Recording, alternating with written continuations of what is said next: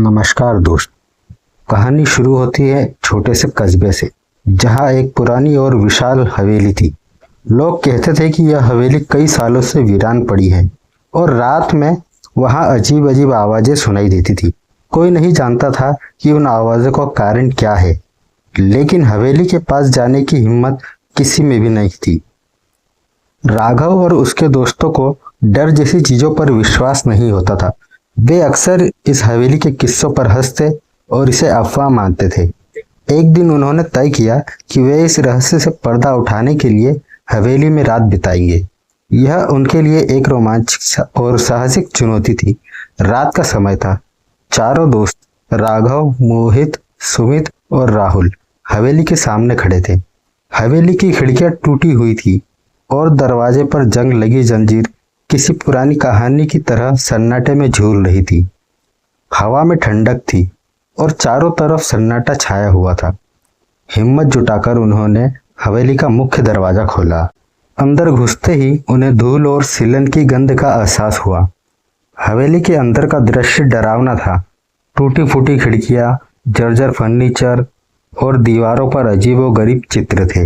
हर कदम पर फर्श चरमराता था, जैसे कोई पुरानी चीखों को दबा रहा हो।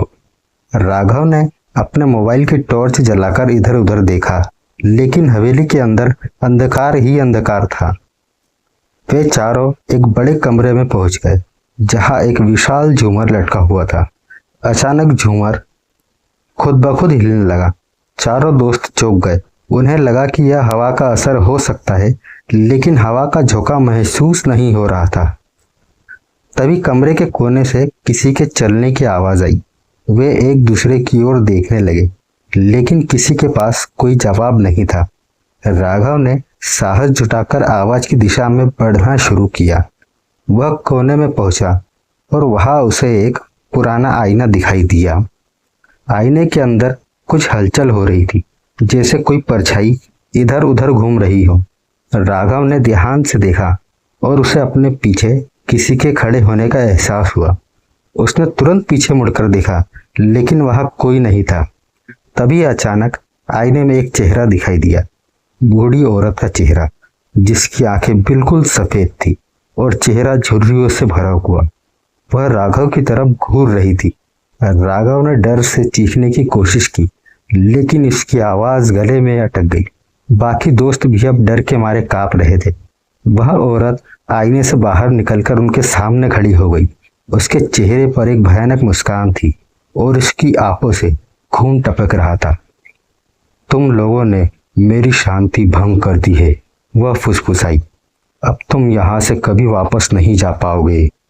मोहित ने तुरंत भागने की कोशिश की, लेकिन जैसे ही उसने दरवाजे की तरफ कदम बढ़ाया, दरवाजा अपने आप बंद हो गया।